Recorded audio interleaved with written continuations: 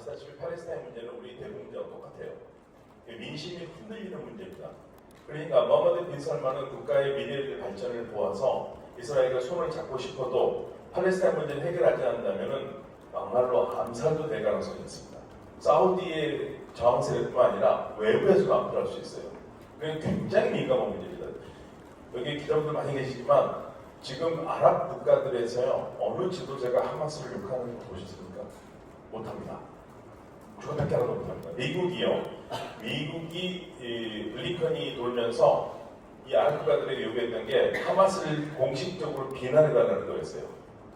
아무도 안 합니다. 왜냐하면 하마스를 비난한다는 얘기는 민심과 다른 문제예요. 그리고 아랍 사람들은 참 잔인하구나. 하마스가 그렇게 사람 많이 죽인 걸 갖다가 그럼 그 찬성한다는 말은 이렇게 보시면 안 됩니다. 아랍 사람들은요 하마스 나쁜 짓 했다고 생각해요. 그러나 다시 한번 돌이켜보자. 그러면 이스라엘은 팔레스타인 사람한테 저렇게 안 했니? 더 심하게 했는데 왜 우리가 하마스를 욕해야 되지? 여기가 오르게 되는 거예요. 이러한 민심이기 때문에 아랍 국가들이 말을 못해요.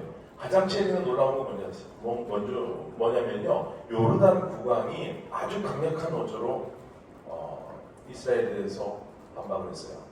이건 굉장히 보기 드문 겁니다.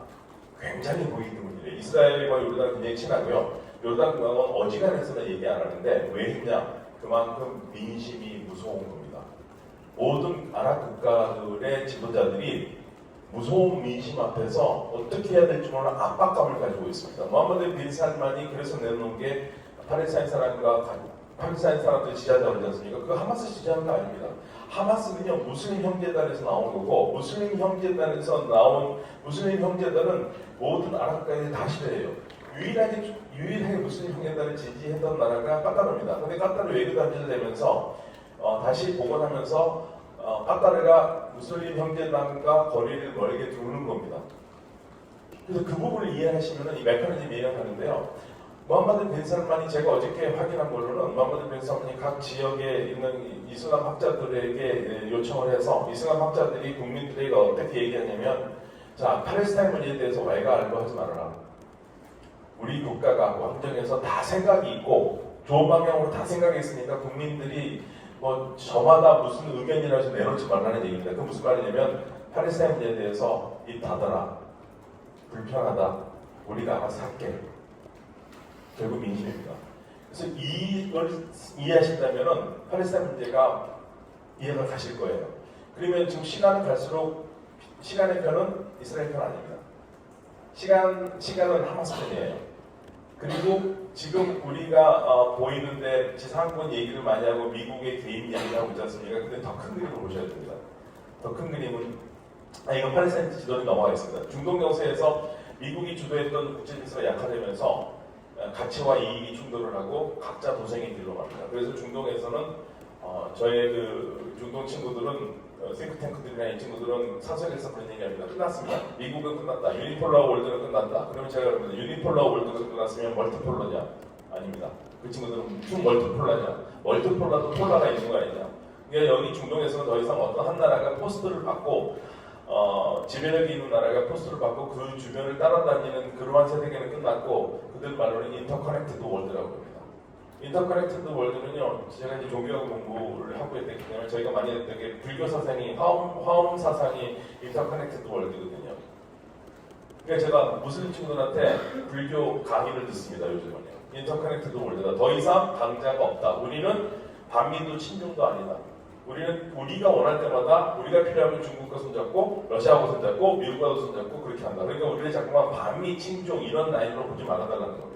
이게 여기서 일어나고 있는 변화고요. 그 변화에는 미국이 셰일유를 생산을 하면서 중동에서 더 이상 중동의 에너지를 의지할 필요가 없다는 그 결론을 내렸고 그러다 보니까 2019년에 사우디아라비아 유전이 공격을 받아서 하루에 500만 배럴의 손실이 났는데도 트럼프 대통령은 아주 놀라지도 않고 이거는 미국에 대한 공격이 아니다라면서 선을 그었어요.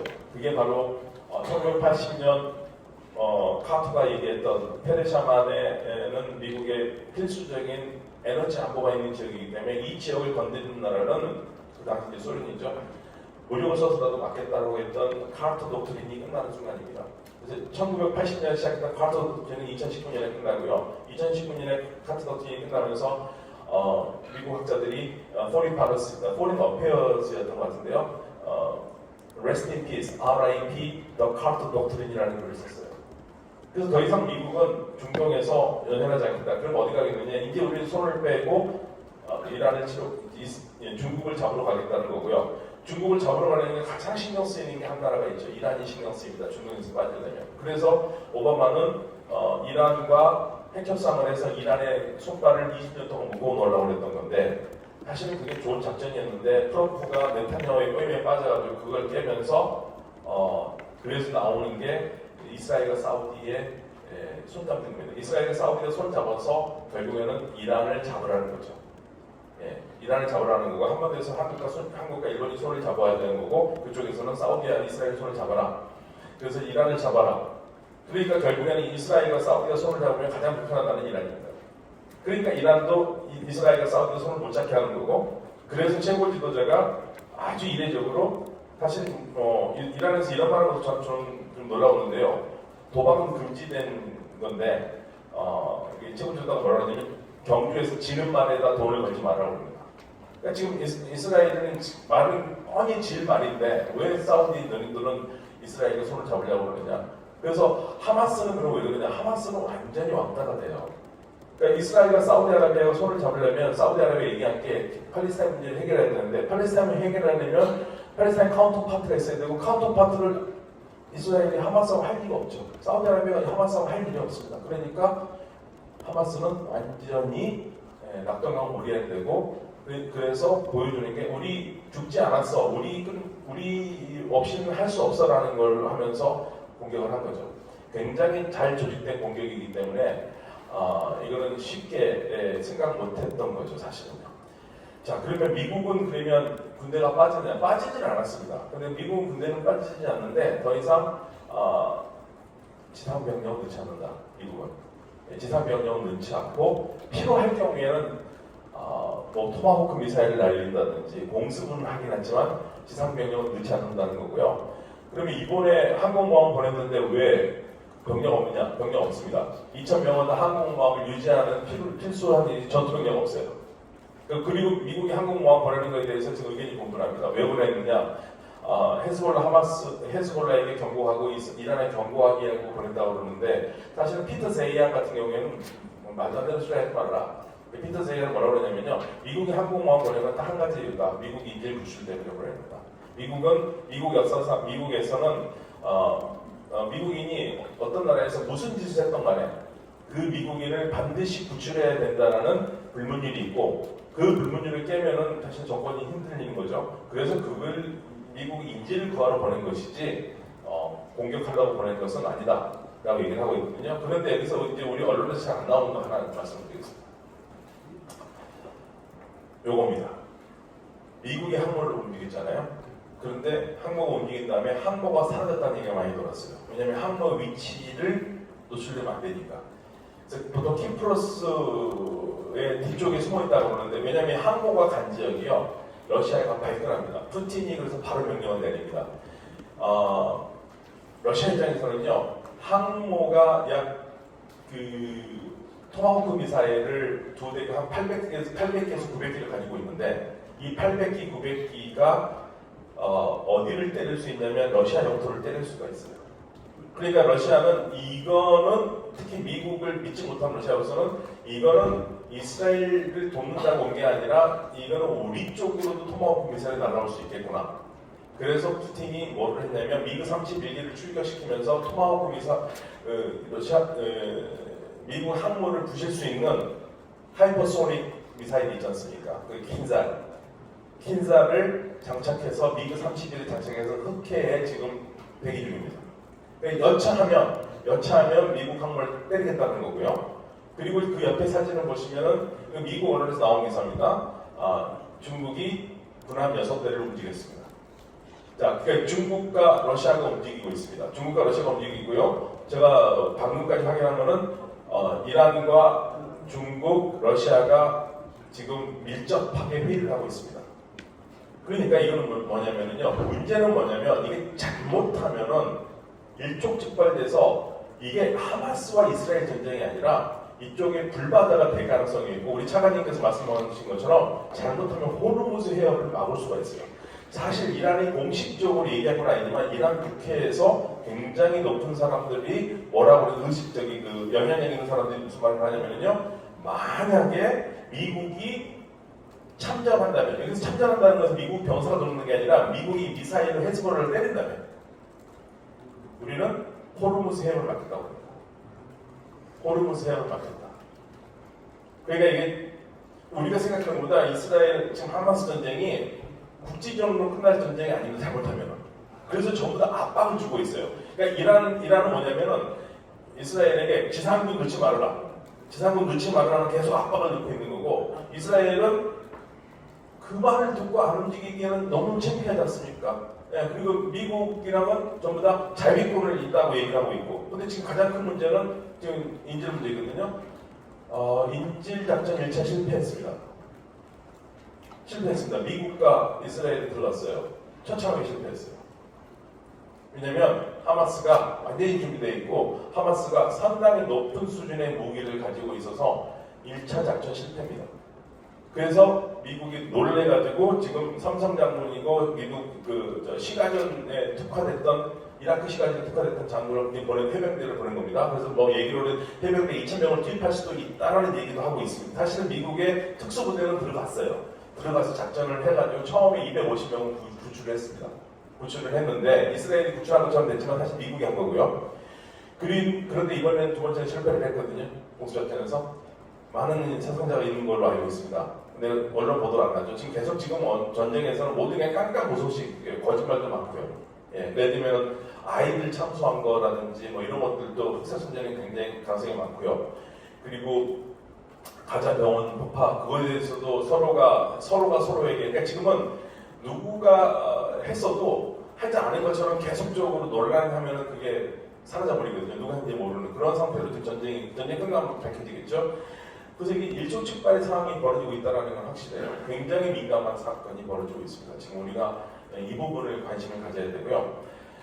그래서 이 석유 매장량이 굉장히 많은 이 지역, 가스가 많고 우리에게는 중요한 지역인데 이제는 중동이 변해야 산다고 해서 사실은 전 세계가 넷제로 그리고 탄소 중립으로 간다고 그러니까 중동도 어쩔 수 없이 2016년부터 15년부터는 움직이면서 가겠다라는 거고 그래서 마음이 급한 상태거든요. 이게 마음이 급한 상태이기 때문에 전 세계가 가는 식으로 따라가지 않으면 안 되기 때문에 산업 다각화를 해야 되는 거고 산업 다각화를 하다 보니까 우리 한국과 관계를 좋게 가져야 되는 거고 사우디아라비아 입장에서는요. 왜냐면 한국과 왜 특별히 좋은 관계를 가져야 되느냐 이유는 간단합니다. 한국이 정이 많아서요. 기술을 잘 줘요.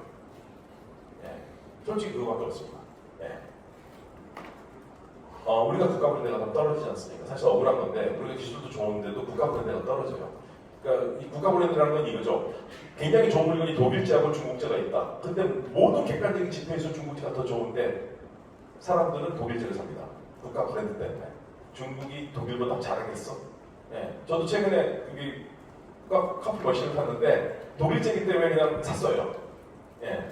독일이 주는 이미지가 있지 않습니까? 그런 것들이에요. 그래서 우리가 그게 안 돼요. 그래서 이 UAE가 뭐라 그러냐면 인공위성 사업을 할 때도 일본과 안 한 이유는 이건 UAE에서 저한테 얘기한 겁니다. 일본과 안 한 이유는 기술 이전 안 한다고 생각해요. 우리는 기술 이전을 했습니다. 기술 이전을 해가지고요. 우리가 도와줘서 걔네들이 인공위성을 만들었고 그리고 그 기술을 누구랑 합니까? 우리가 더 안 하고 나사랑 합니다. 나사랑 하고 나사하고 혼자 배울 거 있지 않습니까? 그럴 때 UAE에서 막히니까 국왕이 뭐라고 그러냐면 사오지 말아라. 직접 만들어라. 그래서 직접 만드는 걸로 가고 있어요. 그러니까 어떤 면에서는 우리가 협력을 하지만 우리가 어떤 면에서 호랑이를 키우고 있는 셈도 돼요. 그래서 우리 정부가 해야 될 게 가장 큰 거는 우리 기업이 기술을 많이 뺏기지 않도록 우리는 3개 정도는 줄 수는 있는데 상대방은 5개, 6개 원할 수 있거든요.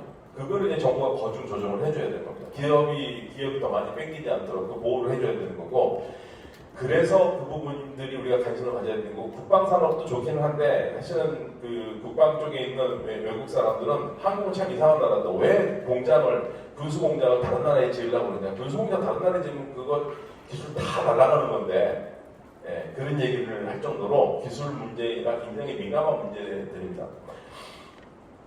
자, 그래서 지금 중동 지역에서는 전통적으로 에너지에 의존하였던 나라들이 탈석유로 가려고 했고요. 그 다음에 젊은 세대에게 일자리를 주려고 합니다. 젊은 세대에게 일자리를 주려고 그러니까 외국이 투자를 해서 들어와야 되고 자국민의 젊은 사람들을 써줘야 되는 거예요.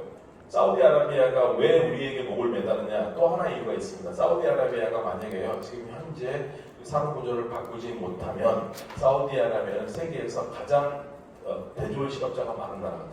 56%가 넘게 됩니다. 그래서 사실은 우리 기업에게 기회이기도 하고, 근데 우리 문제는 뭐냐면 사우디아라비아 우리가 기업을 만약에 포스코가 들어간다. 포스코가 들어가려고 그러면은 사우디아라비아에서 몇 명을 채용을 하라고 그래요. 근데 포스코가 필요한 인력이면은 채용하면 좋죠. 근데 대체적으로 일을 못해요. 그래서 우리 기업들이 손실 처리를 해버려요. 아, 회사 나오지 마라, 돈 줄 테니까. 나오는 게 더 불편하다. 나오는 게 일 더 망하니까.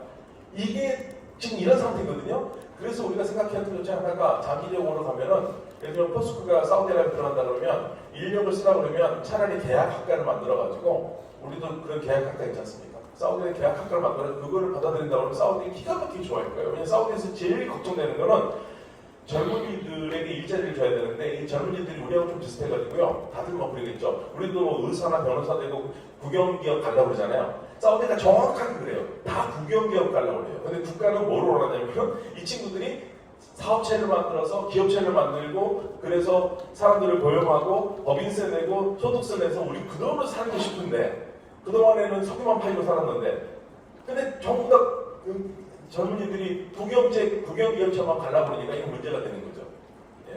그래서 그 변화의 중심에 돼 있다. 지금 그 변화가 돼 있는 것을 우리가 읽어야 됩니다. 젊은 세대, 여성들한테 일자리 주고. 사우디 모하메드 빈 살만이 처음에 2015년에 국방장관 됐을 때는 굉장히 서툴렀습니다. 그래서 제가 봤을 때 모하메드 빈 살만이 했던 가장 큰 실수가 두 가지인데요. 예멘 전쟁이 시작한 거. 자기 생각에는 2주년 1배라고 생각했어요. 천만의 말씀입니다. 7년째 가르쳤습니다. 그리고 예멘 전쟁 때문에 결국에는 이란하고 손잡은 겁니다. 지금 네오물 프로젝트를 하려고 그러는데, 또 예멘의 후시 반군이 2019년 9월 달에 드론과 미사일을 날려가지고 사우디 유전시설을 폭파했는데, 또 그런 짓을 네옴에다 하면은 사우디아라비아는 방법이 없는 나라가 됩니다. 그래서 이란한테 손을 잡은 거고, 이란하고 친하니까 예멘이 이란이 컨트롤 할 수 있으니까 이렇게 손 잡은 거예요. 그럼 이란은 왜 손 잡았느냐? 이란은 사우디 때문에 미치겠거든요. 사우디가 자꾸만 언론사를 반정부 언론사가 영국에 있는데, 이란 사람들이 거기에다가 사우디가 돈을 엄청나게 후원을 해가지고 그 돈을 좀 유선해주면 얼마나 좋겠습니까만, 줘가지고 거기가 월급을 2배로 받아요. 일반 회사들보다, 일반 언론사들보다. 그러니까 굉장히 많은 사람들이 가겠지 않습니까? 정보력이 얼마나 좋겠습니까? 그 히잡 시위가 아무것도 아니잖아요. 아무것도 아니었어요, 이란에서는. 그런데 히잡 시위가 왜 안 끝났느냐? 사람들이 버티는 것도 있지만 이란 인터내셔널이 기가 막히게 토스를 만들어가지고 계속 불이 꺼질만 하면 불이 꺼질만 살릴 겁니다. 그러니까 이란 인터내셔널이 얼마나 화가 나면 사우디아라비아가 그거를 지원하는 거에서 사우디아라비아 미사일로 공격하려고까지 했었어요. 그래서 미국이 사우디에다가 야, 이란이 공격할지도 모른다는 첩까지 주면서, 그래서 이란이 사우디하고 했을 때 이란 인터내셔널 더 이상 후원하지 않는다는 게 조건 중에 하나입니다. 그래서 이런 상태에서 서로가 윈윈한 거지, 둘이 사랑해서 좋아해서 죽고 못 살아서 손잡은 거 아닙니다.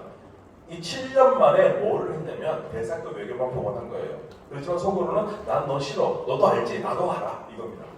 그래서 지금 이 차가운 냉전, 이게 2016년에 오바마 대통령이 했던, 사우디한테 했던 겁니다. 이웃 바꿀 수 없으니까 이웃하고 좀 같이 이 지역을 같이 나눠 가져라. 나눠가지고 좀 콜드 피스라도 하라고 그랬는데, 그때 사우디랑 주변 국가들이 저 이란 같은 저런 깡패 같은 놈들하고 같이 우리가 같이 살라고? 그게 말이 되냐? 이런 식으로 해서 뭐뿐만은 굉장히 욕했는데요. 지금 결국엔 지금 오바마가 하는 데도 되는 겁니다. 그래서 이웃끼리 문제 없이 간다. 그리고 튀르키예 트리키예가 가장 잘 나갔었을 때 나부토르라는 아주 뛰어난 걸출한 외국 장관이 있었고 이분 2009년에서 2013년까지 외국 장관을 했는데 그때 이 사람이 내놓은 게 Zero Problem with Neighbors입니다. 이웃과 문제를 일으키지 않는 트리키예. 그래서 트리키예가 굉장히 영향력이 컸거든요. 지금 그 콜드 피스, 그 다음에 그 제로 프라블럼 정책을 중동에서 하고 있다고 생각하시면 됩니다. 여기에서 이런 상황에서 중동에서 확전을 원하는 나라는 아무도 없습니다. 확전하면 사우디는 끝이에요. 많은 나라들은 끝입니다. 그래서 확전을 원하는 나라들은 없고 다만 모든 기회는 이스라엘이 가지고 있어요. 이스라엘이 과연 제3전을 포기를 해야 되는 거예요. 제3전을 들어가면 이게 굉장히 복잡해집니다. 제3전 분명히 들어가면 민간인 피해 날 거고 민간인 피해 나면은 헤즈볼라 때릴 거고 헤즈볼라가 미사일 날릴 거고 그럼 북쪽에 전선이 열리고 북쪽이 전선을 때리면은 이라크, 시리아에 있는 밀면대를 움직일 거고 최근에 이스라엘이 시리아에 있는 다마스커스 공항과 알레포 공항을 공격했습니다. 이유는 간단합니다. 거기에 뭐가 있길래요? 이란이 무기를 다루거든요. 이란이 무기를 달아서 헤즈볼라한테 주는데 거기 못 내리게 한 겁니다. 그러니까 이란이 그러면 어떻게 합니까?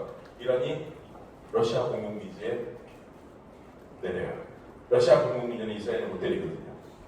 지금 이런 상황들이에요. 그러니까 이스라엘을 누르려는 세력, 확전을 전체적으로 어떤 그림이냐면 확전을 하지 말자고 해서 말로 하는 게 아니라 서로 긴장감을 높이고 있고 그 물밑에서는 대화를 하고 있는 거죠. 그래서 확전이 안 돼야 되고 확전이 안 되는 게 우리한테도 좋습니다. 우리 큰일이거든요. 확전이 되면 정말로 큰일입니다. 그리고 이쪽 지역에서 온건이 이슬람으로 가려고 그러는 거고요. 또 차가운 평화가 이루어지고 있는데 이제 갑자기 생긴 게 팔레스타인 변수가 생겼고 팔레스타인 변수를 어떻게 이끌어 나갈 것인가가 이제 이 지역의 가장 큰 고민입니다. 그래서 우리가 가져야 될 가장 큰 중요한 것은 뭐냐면요. 뭐 에너지나 우리 정부는 다 잘해요.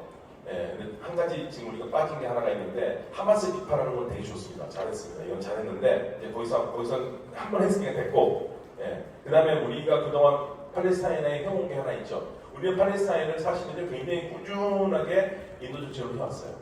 인도적 지원을 해왔고, 그러면은 지금 이 상태에서 우리 정부가 해야 될 가장 중요한 거는 인도적 지원을 얘기를 해야 됩니다. 예, 이건 인도적 지원에 대해서는 누구 편도 아니에요. 누구 편 들고 또 인도적 지원을 한다고 얘기를 하면은 우리 국격이 높아가는 거고 우리가 이 사랑을 받는 거지 국제사회에서 우리 욕하는 나라는 하나도 없습니다. 한국 인도적 지원한다고 여기가 욕할 사람 없어요. 그러니까 인도적 지원을 얘기를 하고 우리가 해왔는데 우리 계속 할 것이다. 예, 더 할 것이다. 이 점을 강조를 해줘야 되고요. 마크론 같은 경우에는 지금 뭐라고 그랬냐면 하마스 욕하면서 동시에 인도적 지원을 얘기했습니다. 그래도 우리는 인도적 지원을 끊지 않을 것이다. 그래서 모든 나라들이 인도적 지원이라는 것은 이거는 아랍의 민심을 잡는 카드이기도 합니다. 예, 아랍의 민심을 잡는 카드이기도 하고 우리하고 카운터파트가 되는 아랍의 예를 들면 사우디아라비아에게도 좋은 거예요. 사실 우리가 이렇게 한다는 것은. 그리고 그런 나라와 같이 손을 잡는다는 것은 사우디 국민들한테도 한국에 대한 인식을 뛰어난 거죠. 사실 한국에 대한 인식이 굉장히 좋아서 제가 1월달에 갔었을 때도 블랙핑크가 공연하더라고요. 저는 챔피언적인 블랙핑크가 가수인지도 몰랐어요. 저는 그 한국 기업인 줄 몰랐어요. 저만 보고 블랙핑크 하길래 그게 뭔가 해가지고 모르다니까 너 어떻게 그것도 모르냐고 그러면서 자기 어린아이 딸들이 막 그 노래에 맞춰 춤추는 비디오를 보여주고 난리가 났습니다. 그리고 킹덤 타워는 핑크 색깔로 다 바꿔놓고요. 어마어마합니다. 우리가. 그러니까 이 80년대 대학교 다닐 때 저 같은 경우에는 한국이 이런 나라가 될 거라고 그때 상상도 못했거든요. 지금 우리가 그런 나라가 되고 있는 거고 이 기회를 놓치지 말아야겠죠.